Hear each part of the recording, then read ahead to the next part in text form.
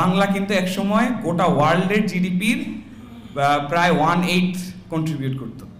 বাংলাদেশি উদ্যোক্তাদের আমি সবচেয়ে কমন যেটা দেখেছি যে they don't think big. Saudi আরবের জনসংখ্যা হচ্ছে প্রায় 3.5 কোটির মতো, 35 থেকে 40 লাখ কিন্তু বাংলাদেশি মানুষ আছে। তো এই মার্কেট নিয়ে আমরা কেউ কোনদিন চিন্তা করছি? আমি যদি বুঝলাম যে বাংলাদেশি মানুষের আইকিউ কম অ্যান্ড এভরিথিং, তো আমার পার্শ্ববর্তী দেশ ভারতের মানুষেরও তো আইকিউ কম, তো ওরা কিন্তু দেখা যাবে যে গ্লোবাল প্রোডাক্ট নিয়ে চিন্তা করে। আমরা কেন গ্লোবাল প্রোডাক্ট নিয়ে চিন্তা করতে পারি না? মিস্টেকগুলো শোনাটা আসলে মোর ইম্পর্টেন্ট। কোন কোন ভুল করলাম, কি করার কারণে কি হয়েছিল। আসসালামু আলাইকুম everyone, thank you so much Onnorokom Uddokta থেকে আজকের এই ইভেন্টটা অর্গানাইজ করার জন্য। I feel really happy and proud, কারণ আমি নিজে যেহেতু অন্যরকমের সাথে অনেক বছর ধরে ইনভলভড।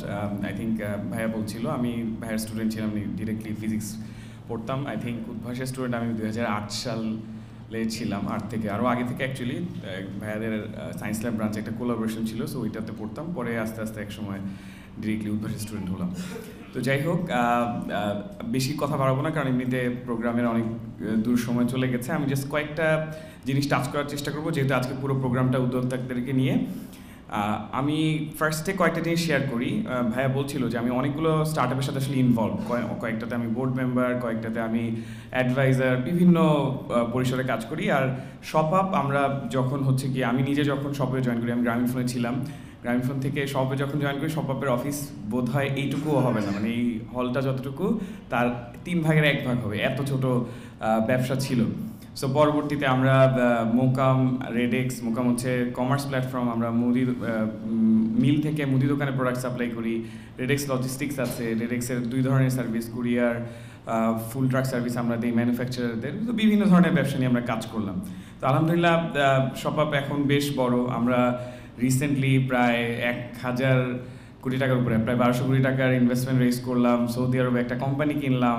টোটাল সব মিলে সবাই এখন পর্যন্ত প্রায় 3000 কোটি টাকার ফান্ড রেজ করেছে। সো এই ছোট্ট জায়গা থেকে 3000 কোটি টাকার ব্যবসায় যাওয়া, প্রায় 10,000-এর উপরে লোককে এমপ্লয় করা, so it's I would say big journey. And এটার পেছনে অনেক শ্রম ছিল, আল্লাহর অনেক রহমত ছিল, অনেক স্ট্রাগলও ছিল। সো আমরা ভালো সাকসেস স্টোরিগুলো শুনি, কিন্তু মিস্টেকগুলো শোনাটা আসলে মোর ইম্পর্টেন্ট। কোন কোন ভুল করলাম, কি করার কারণে কি হয়েছিল।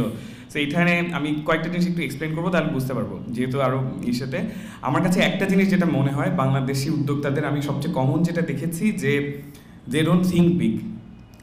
তারা সবাই মনে করে Bangladesh is the only market, 17 কোটি মানুষ, এদেরকেই আমার খাওয়াইতে হবে, এদেরকেই আমার পড়াইতে হবে। পৃথিবী কিন্তু 700 কোটির উপরে মানুষের, রাইট? এবং অসংখ্য আনট্যাপড মার্কেট আছে যেটা নিয়ে আমরা কাজ করি না। প্রচুর এই সেগমেন্টগুলো খুঁজে বের করা কোথায় নাই। আমি যদি দেখি যে নিজাম ভাই এসেছিল দোকান, ওনার কিন্তু প্রোডাক্ট গ্লোবাল, সারা বিশ্বের মানুষ এটা ব্যবহার করছে, কিন্তু আনফর্চুনেটলি আমরা বড় চিন্তাটা করতে পারি না। এটা কেন করতে পারি না এটা আমি জানি না, আমরা ওই জিনিসটা নিজেদের মধ্যে কোনোভাবেই আনতে পারছি না। সো আমি যদি বুঝলাম যে বাংলাদেশি মানুষের আইকিউ কম অ্যান্ড এভরিথিং, তো আমার পার্শ্ববর্তী দেশ ভারতের মানুষেরও তো আইকিউ কম, তো ওরা কিন্তু দেখা যাবে যে গ্লোবাল প্রোডাক্ট নিয়ে চিন্তা করে। আমরা কেন গ্লোবাল প্রোডাক্ট নিয়ে চিন্তা করতে পারি না? তো এই জিনিসগুলো চিন্তা করলে পরেই কিন্তু হয়তো 10টা অ্যাটেম্প নিলে 2টা হয়তো সাকসেসফুল হবে। আমি যদি বলি, সৌদি আরবে সে ফর এক্সাম্পল প্রতি 10 জন মানুষের 1 জন বাংলাদেশি। তার মানে সৌদি আরবের জনসংখ্যা হচ্ছে প্রায় 3.5 কোটির মতো, 35 থেকে 40 লাখ কিন্তু বাংলাদেশি মানুষ আছে। তাহলে এটা বললাম, তাহলে 35 থেকে 40 লাখ তো হচ্ছে অনেক দেশের জনসংখ্যাই হয় না। কিন্তু এই মার্কেট নিয়ে আমরা কেউ কোনদিন চিন্তা করছি? আমি রিসেন্টলি দেখলাম, ফ্যাব্রি লাইফের সাথে কথা বলছিলাম, ফ্যাব্রি লাইফের নাম এখানে কে কে শুনছি? আচ্ছা, সো ফ্যাব্রি লাইফ যেটা করার চেষ্টা করছে, ইভেন এই 40 লাখও না, বাকি যেই 3 কোটি মানুষ আছে ওদেরকে নিয়ে চিন্তা করতেছে। ওরা ফ্যাব্রি লাইফের প্রোডাক্ট মিডল ইস্টে পাঠাবে, মিডল ইস্টে বিক্রি করবে। মিডল ইস্টে চিন্তা করে যদি দেখি, আমরা যেমন আলহামদুলিল্লাহ ধরেন সে ফর এক্সাম্পল বাংলাদেশে একটা টি শার্ট 500 টাকায় বিক্রি করা যায়, এবং 500 টাকায় বিক্রি করলে ধরলাম 200 টাকা লাভ থাকে। মিডল ইস্টে তো এটার মিনিমাম দাম হবে 5000 টাকা। সো আমার যদি লজিস্টিক্স সহ 1000 টাকাও খরচ হয়, তাহলে কয় টাকা লাভ থাকে? আচ্ছা, বাংলাদেশি মুসলিমদের একটা মাইন্ডসেট আছে যে বেশি লাভ করা যাবে না, বড় চিন্তা করা যাবে না। আমার যেটুকু আছে আমি এটুকু দিচ্ছি আলহামদুলিল্লাহ। ভাই আমার যদি বেশি থাকে তাইলেই তো আমি মুসলিম উম্মার জন্য বেশি খরচ করতে পারবো, তাই না? আমার যদি না থাকে আমি সাহায্য করবো কীভাবে?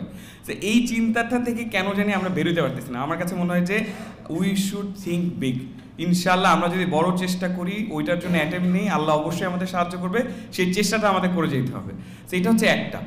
সেকেন্ড হচ্ছে আমি এখানে অডিয়েন্স যেটা দেখছি, এদের মধ্যে আমি দেখি যে ডিফারেন্ট অ্যাক্সিলারেশন প্রোগ্রাম আছে, লোকাল, ন্যাশনাল, ইন্টারন্যাশনাল। আলহামদুলিল্লাহ ইউ আর পার্টিসিপেটিং ইন অন্য রকম উদ্যোক্তা। এখান থেকে শিখলাম, এই শিক্ষা নিয়ে আমি তো আরও আরেকটা ফোরামেও যেতে পারি। এই ফোরামগুলো কিভাবে রেগুলার বেসিসে চেক করা যায়। আমি দেখি যে যদি 100 পার্টিসিপেন্ট হয়, 100 পার্টিসিপেন্টের মধ্যে ইন্ডিয়ান থাকে 90 জন, বাংলাদেশি থাকে 2 জন, কিন্তু হিসাবে তো ওদের পপুলেশন আমাদের হচ্ছে 10 গুণ, তাহলে ওদের 90 জন থাকলে আমাদের থাকে 9 জন, তাই 9 জন নাই কেন? সো এইটা বলার উদ্দেশ্য হচ্ছে যে ইন্টারন্যাশনাল যে অ্যাক্সিলারেশন প্রোগ্রামগুলো, এগুলোতে উই শুড পার্টিসিপেট। আমরা শিখবো, জানবো, এগুলার কন্টেন্ট অ্যাভেইলেবল, ইউটিউবে সার্চ দিলেই ওয়াই কম্বিনেটর কি, ইসে কি, এগুলার ওরা প্রত্যেকটা কন্টেন্ট ওপেন করে রাখছে। তো কিভাবে পিচ বানাইতে হবে, কি করতে হবে, যে ইংলিশে দুর্বল হইলে সাইফুল ভাই ইংলিশ থেরাপি আছে, ওনাদের 1-on-1 সেশনও আছে। যদি মনে হয় যে না ভাই আমি এত মানুষের কাছে শিখবো না, তো প্রাইভেট সেশন করি, শিখি। শিখার ইচ্ছা থাকতে হবে। আর ইউটিউবে তো অ্যাভেলেবল কন্টেন্ট অনেক। আরও একটা প্রবলেমের কথা বলি, সবাই আমরা ব্যবসা যখন করি 500 টাকা, একটু আগে বলছিলাম যে 500 টাকা টি শার্ট বিক্রি করলাম, সবাই চিন্তা করে যে আমার বানানোর খরচ 300 টাকা, তাহলে 200 টাকাই লাভ। That's very wrong. এটার ভিতরে লজিস্টিক্স খরচ আছে, এটার মধ্যে প্যাকিংয়ের খরচ আছে, এটার মধ্যে আমার কর্মচারীর বেতন আছে, এটার মধ্যে আমার বাসার ভাড়া আছে, লাইট ফ্যান চলতেছে, ইলেকট্রিসিটি খরচ আছে। আমি দেখলাম যে বাংলাদেশি যত উদ্যোগের সাথে কাজ করতেছে তারা কেউ এটা ধরেই না।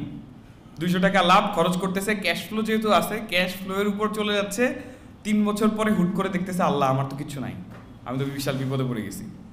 সো এগুলা কিন্তু খুব মানে ছোট ছোট মিস্টেক। এটা আনফর্চুনেটলি আমাদের ফিনান্সিয়াল এডুকেশন যেহেতু অত ভালো না, এই কারণে আমরা এই জিনিসগুলা ওইভাবে হয়তো করতে পারি না। কিন্তু আমার কাছে মনে হয় যেহেতু আমরা এখন উদ্যোগগুলো শুরু করছি এবং আমরা আলহামদুলিল্লাহ একটা ভালো প্ল্যাটফর্ম পেয়েছি, আমি শিওর ভাইয়াদের প্ল্যান আছে এগুলো নিয়ে শিখানোর। আমি আশা করবো যে আমরা এই জিনিসগুলো তো একটু কীভাবে বেটার হওয়া যায় সেই চিন্তাগুলো আমরা ইনশাল্লাহ করবো। সো এইটা হচ্ছে আমি এই 3টা জিনিস বলতে চাই। 4 হচ্ছে গ্রিড। শপাপের আমি যেটা বলছিলাম যে 3-4 হাজার কোটি টাকা রেজ করছে, এগুলো শুনতে খুব মজা লাগে, অনেক ভালো লাগে, মনে হয় যে মানে বিশাল কিছু। পিছনে কিন্তু খুবই মানে ডিফিকাল্ট জার্নিজ আছে। যেমন আমি যদি বলি আমাদের গ্লোবালি যখন ইউক্রেন রাশিয়া ওয়ার শুরু হয়, চিনির দাম 1 লাফে প্রায় ডাবল হয়ে গেছে, তেলের দামও 1 লাফে ডাবল হয়ে গেছে। এখন যেটা হয়েছে আমাদের তো বিক্রি কমে গেছে দুম করে, কারণ ইউক্রেন রাশিয়া ওয়ার তো আর আমরা শুরু করি নেই। আমাদের যেহেতু স্টার্ট আপ, ইনভেস্টর তো দিয়েছে গ্রোথের জন্য টাকা, ভিসি মানি কিন্তু গ্রোথ মানি, কারণ আমরা তো গ্রো করাইতে পারতেছি না। মানে আমি যতই চেষ্টা করি, মানুষ খাওয়া কমায় দিছে, আর আমি কি করতে পারি, জোর করে তো আর মানুষের মুখে খাবার ঢুকাই দিতে পারবো না। দেখেন আমরা পড়ে গেছি বিশাল বিপদে, কোনো কিছু মুভ করতেছে না, কি করতে পারি। তো ইট ওয়াজ এ ভেরি ডিফিকাল্ট জার্নি। আমার যেটা করতে হয়েছে সিগনিফিকেন্টলি কস্ট রিডাকশনের ইনিশিয়েটিভ নিতে হয়েছে, অনেক ধরনের কি বলে যে ইভেন অফিসের একটা পোর্শন আমাদের ছেড়ে দিতে হয়েছে, যে এই জিনিসগুলো হয়তো আমরা দেখি না, কিন্তু আমরা করছি, আমাদের অফিস কেটে অর্ধেক করে ফেলছি।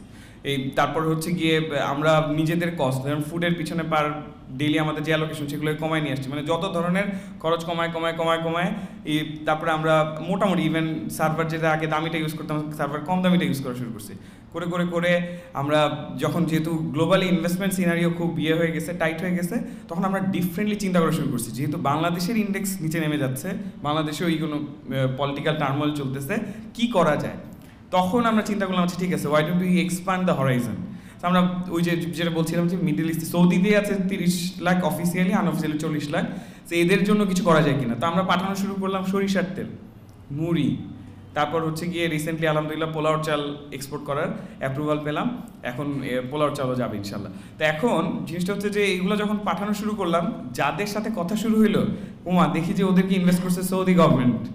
তো এদের সাথে কথা বললাম যে ভাই তোমাদের সাথে আমরা কোলাবোরেশন করতে পারি কিনা। তো সৌদি গভর্নমেন্টের যেখানে ইনভেস্টমেন্ট আছে, এখানে যদি এখন আমরা ঢুকতে পারি, তাহলে আমাদের জন্য একটা বিশাল স্ট্রেংথ বাড়তেছে।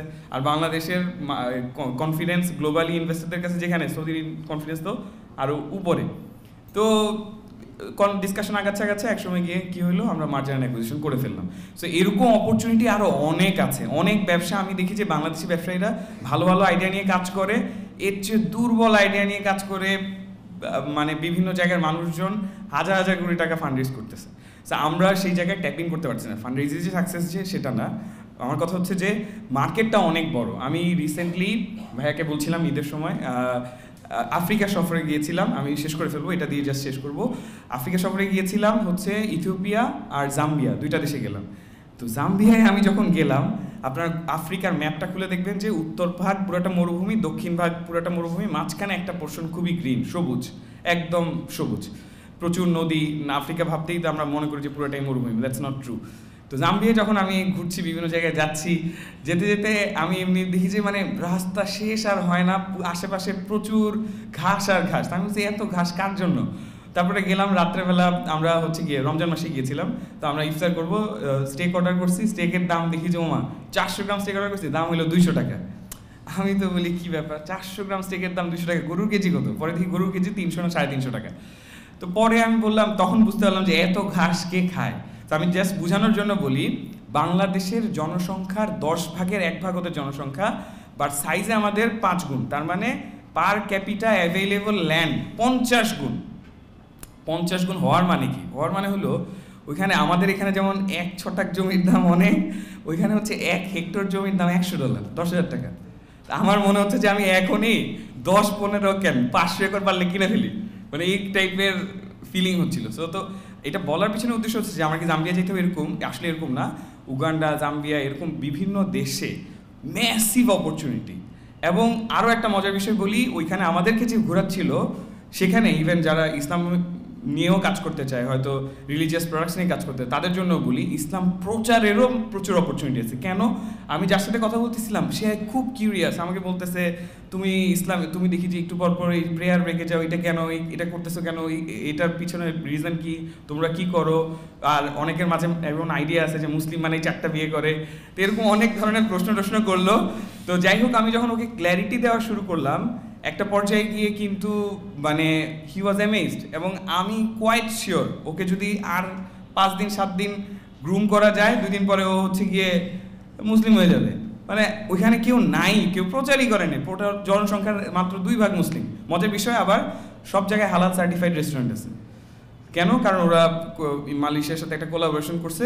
এখন মালয়েশিয়া যদি কোলাবোরেশন করতে পারে, এটা বাংলাদেশ কেন করতে পারবে না? আমরা যদি চাই, এটা ইচ্ছার উপর। মানে আমরা যদি ওইখানে, আমি ফ্লাইটে যখন গেলাম 400 জনের মধ্যে আমরা 2 জন শুধু বাংলাদেশি, অ্যারাউন্ড 15-16 জন চাইনিজ, বাকি সব ইন্ডিয়ান। তা এখন এই ব্যবসাগুলো কিন্তু বিভিন্ন দেশে, if you go to Africa, any country, Uganda বললাম, সেনেগাল বললাম, এগুলো যেখানেই যাবো দেখবো যে ভারতীয় আর চাইনিজদের আধিপত্য। মার্কেটগুলা ফাঁকা, নেওয়ার কেউ নাই, মানে ওদেরকে লিটারেলি এসে ব্যবসা করে পুরাটার দখল নিয়ে চলে যাচ্ছে। তো আমরাও কিন্তু চাইলে সেই দখলটা করতে পারবো। আনফর্চুনেটলি বাংলা কিন্তু একসময় গোটা ওয়ার্ল্ডের জিডিপির প্রায় 1/8 কন্ট্রিবিউট করতো।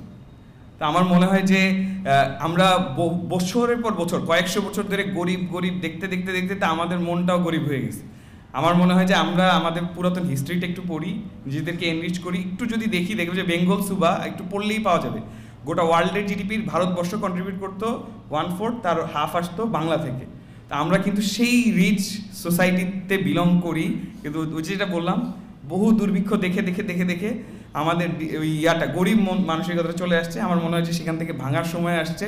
আমরা এখন নলেজ ইজ অ্যাক্সেসিবল, এবং যে ব্যবসার জন্য বলি, ইসলামের জন্য বলি, বিভিন্ন কাজের জন্যই আমার মনে হয় যে এই গ্লোবাল বিজনেসটা এক্সপ্লোর করা উচিত। এটা বলে আমার বক্তব্য শেষ করব। ধন্যবাদ অন্যরকম গ্রুপকে আজকের ইভেন্টটা অর্গানাইজ করার জন্য। আর আমার মেইন পরিচয়, আমি সোহাগ ভাইয়ের ছাত্র। Thank you.